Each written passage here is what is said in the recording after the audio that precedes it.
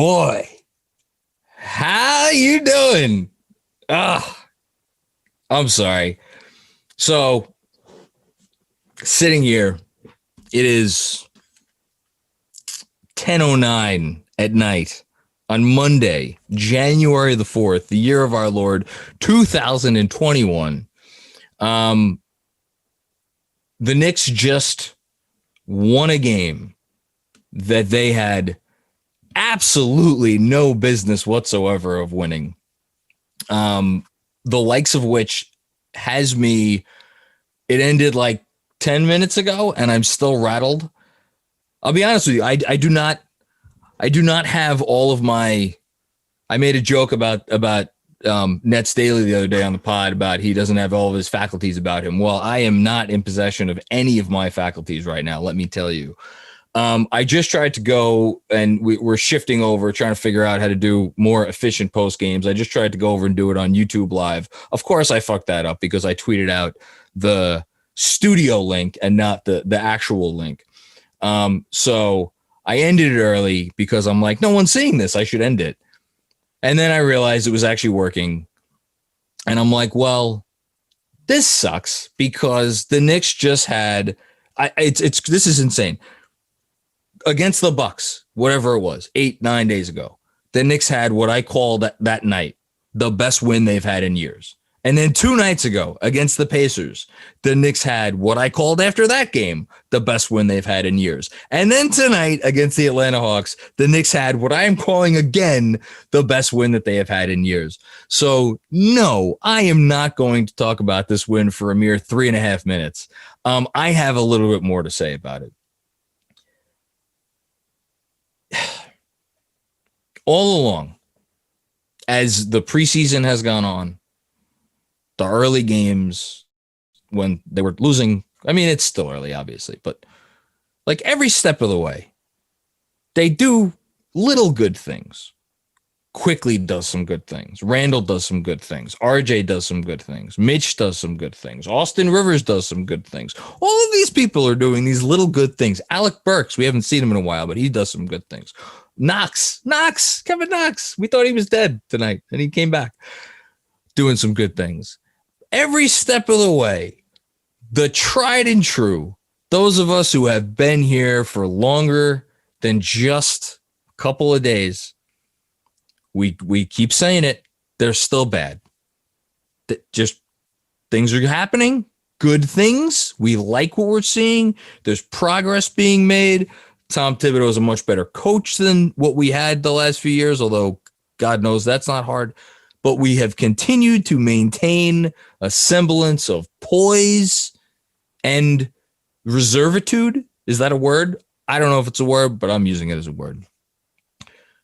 And we have maintained they're bad. They're still bad. They're a bad team. They're not a good team. They're a bad team.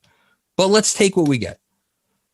Well, now we sit here and they're 4-3, which means they are one game above 500 with wins against some pretty good teams, including the team that has the best net rating in the entire sport, the Milwaukee Bucks. But that's old news now. They had zero business winning this game. None whatsoever. They came out, they stayed in it in the first half. Atlanta went on their run to close the first half. I talked about it on my halftime Zoom, how actually my buddy Ray brought it up. The Knicks clearly were looking tired, on the interior. Everything they do is meant to, you got to close off the paint. You got to protect the rim. And they weren't doing that towards the end of the first half, which is why a 48-41 advantage turned into a 50, I think they were down 58-54 at halftime, something around, they were down 58-54 at halftime. My memory is good. And they went into halftime. It's like, all right, maybe they could make a nice little comeback. Came out in the third quarter, still couldn't buy a three. They had one 3-pointer. That's as many games as above 500 as they are. One 3-pointer until the end of the third quarter. And they got all the way down by 15 points on the road to a good team that's scoring at will on the fourth game of a 4-game road trip. And if ever there was an excuse for them to go into their shell and be like, you know what? We're the Knicks. We still suck. We did enough. Let's just go home. Let's get some rest. Let's get on the plane and go back to New York. It was at that moment. That was the moment that they had the excuse to do exactly that. And then from that point, when they were down by 15 in the third quarter to the Atlanta Hawks, I'm looking up right now. The score at that point of the game was 82-67. From that point, it was less than 5 minutes left in the third. From that point moving forward, they put up 46 points on the Hawks, and they outscored the Hawks 46-26 on the road over the last 17 minutes of the game. I don't know where this intestinal fortitude has come from. It's there, though. It's real. You know, I know I just made my whole spiel about, hey, maybe they're not a bad team. They might still be a bad team. But the intestinal fortitude, the cojones, the chutzpah. I like chutzpah. Chutzpah is a good word. That's all real. Cheers to the chutzpah, by the way. Let's talk about some performances, shall we? First of all, you have to start with Julius Randle. You weren't sure where I was going there for a second, right? You have to start with Julius Randle because, look, we're going to talk about RJ Barrett in a second. RJ Barrett and Emmanuel Quickley are the reasons why every Knicks fan should watch this and why you could genuinely feel excited as a fan, not only of a team that you want to outperform its expectations this year, but of a team that actually has some hope of being whatever, more than a bottom feeder moving forward. We'll get to Quickley and Barrett in a second. What Julius Randle has turned into, 28 points, 17 rebounds, 9 assists. And by the way, 28 points on 19 field goals. He missed all 5 of his threes, which means he was 11 of 14 from 2. Boy, 7 turnovers. You don't love that, but that actually, it's crazy to say. I almost want to compliment him for those 7 turnovers because, with maybe 1 or 2 exceptions, every one of those turnovers came because he was trying to further the offense. He was trying to make things happen, and that is because the offense is running through Julius Randle. And the fact that we are running our offense through a guy that, like, last year, he got the ball and it wasn't a matter of if the bad thing was going to happen. It was a matter of when the bad thing was going to happen. And he's running their offense and they're scoring points more often than not with no shooters still. Or with a dearth of shooters, I should say. They ended up with how many 3-pointers tonight? They ended up with a grand total of, 7. They ended up with a grand total of 7 3-pointers tonight. And the Knicks beat what was the second highest scoring team in the league by hitting 7 threes to Atlanta's 10. They were 10 of 31.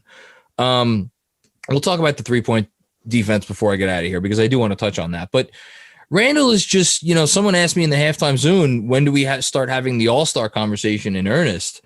To me, that, you got to start having it right now. They just played their 7th game. They will play 36 games before the all-star break. I don't know when they're going to do, the voting or whatever, but they've played a 5th of the season up until the all-star break. A 5th. It's not insignificant. It's 7 games, but it matters. And as of right now, through these first 7 games, Julius Randle is an NBA All-Star because the team that he plays for is over 500. He is carrying them on his back for stretches of games, and he's doing it out of nowhere. So all the credit in the world to him. Next up, I'm going to go to Barrett. I can't believe I am saving Emmanuel Quickley for third because, my God, the kid played 19 minutes. He was a plus 17. Not to be outdone, RJ Barrett, the 44 minutes plus 13 in those 44 minutes. You got to love it. 26 points, 11 rebounds, 5 assists, 2 steals. Only made one of his 5 threes. That's still kind of I'm not going to call it the elephant in the room. It's like what's a smaller elephant animal than an elephant? Not even like the hippo in the room. It's like the goat in the room. Nah, a little bit bigger than a goat. Maybe like a small hippopotamus, the pygmy hippopotamus. It is the pygmy hippopotamus in the room.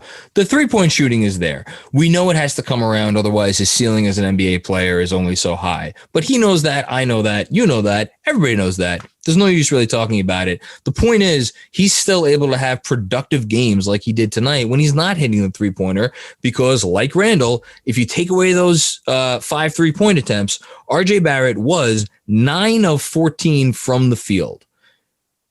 14 2-point attempts, only one made 3, ended up with 26 points. Like, you love to see it. He's getting offense in more efficient ways. This is the type of game that you want to see from him. He's playing off of the gravity that is provided by others around him. He's playing off of Julius Randle's gravity. He is playing off of Mitchell Robinson's gravity. And yes, he's starting to play off of Emmanuel Quickley's gravity. And if you give a guy like RJ Barrett enough players on the floor for him to play off of their gravity, guess what? He's going to start having 20-point games on the regular, which is what he did tonight. So kudos to RJ Barrett. Ooh, boy, Emmanuel Quickley. Do I have a change of underwear handy before I start talking about this kid? Do I have like maybe a towel, a moist towelette, something, anything to help? 16 points in 19 minutes. Made all 6 of his free throws, 2 of 3 from 3. Some guys just have it, and they have it from day one. And Emmanuel Quickley has it. And it's day one, and he's got it in spades, and it's obvious. He's not afraid of the moment. He doesn't shy away from the moment. He doesn't shrink in the moment. The Knicks have a keeper. God, how many podcasts have you heard me do in which I said over and over and over and over and over again, the Knicks need a guy. The Knicks need a guy, a young guy that people around the league can look at and be like, oh, the Knicks got someone. Finally, they got someone. I think Quickley is that someone. I don't see any reason why he isn't. I know this was a god-awful defensive team that he did this against, but he did it in the fourth quarter of a game that they were losing. And is he a point guard? Is he not a point guard? I don't care. You could put the ball in his hands and you could tell him, go run the offense. And he did it. Like, I don't know what else you need to see. Look, there's going to be questions about Elfrid Payton and his starting job. And like every time Emmanuel Quickley does anything resembling, it doesn't even have to be this. It could be 75% of it. It could be 50% of this.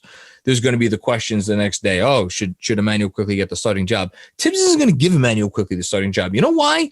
Because you could run Elfrid Payton out there, see if Elfrid Payton is having a good Elfrid Payton game. If he's having a good Elfrid Payton game, great. Leave him out there. Let him do what he does. If he's not having a great Elfrid Payton game, well, then guess what? You got this kid in reserve, and as a rookie first-year player, that's a perfectly appropriate role for him.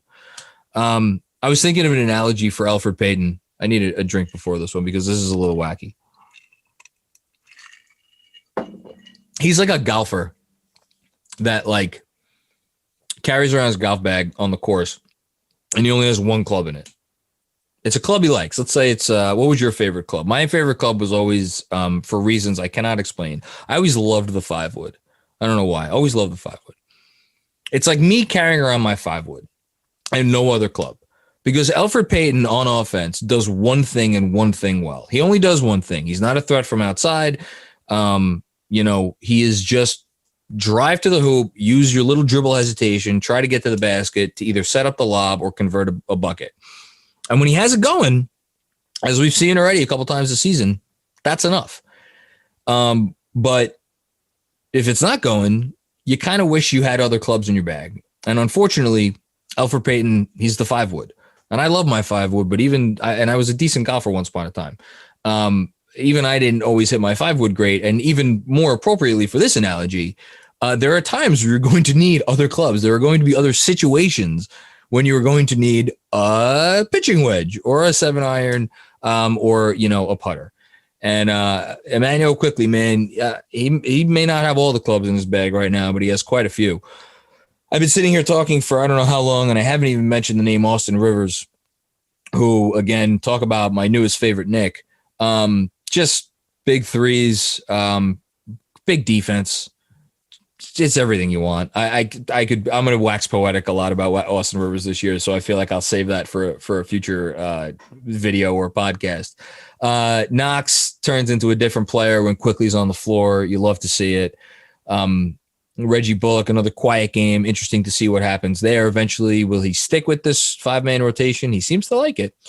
And I'll save not the best for last because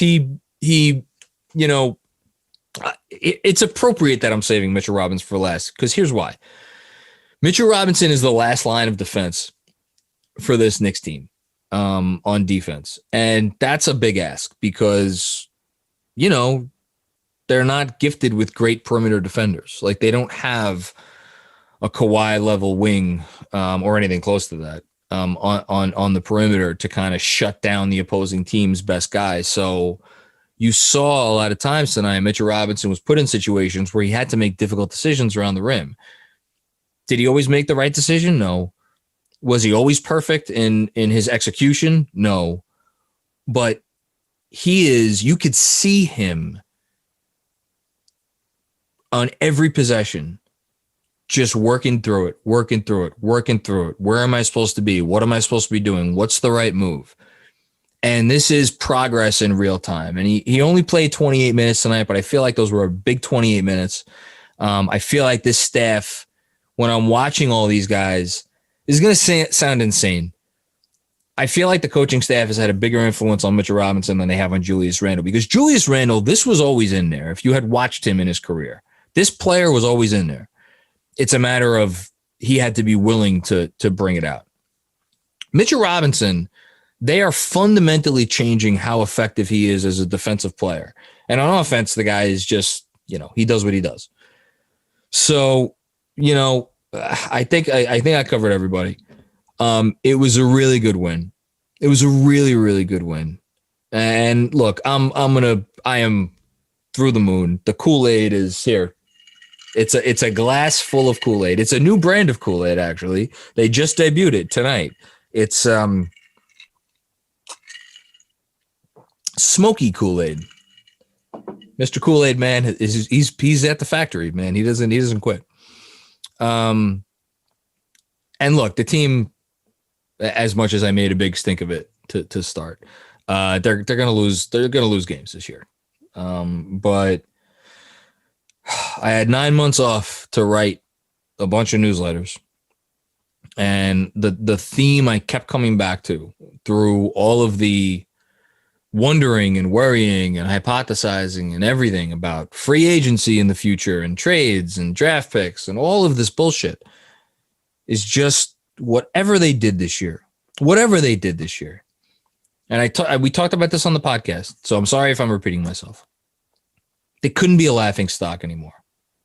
They just couldn't be a laughing stock. They had to be no longer the team that it's like, hi, I'm an NBA media member and I'm writing a general piece on the NBA.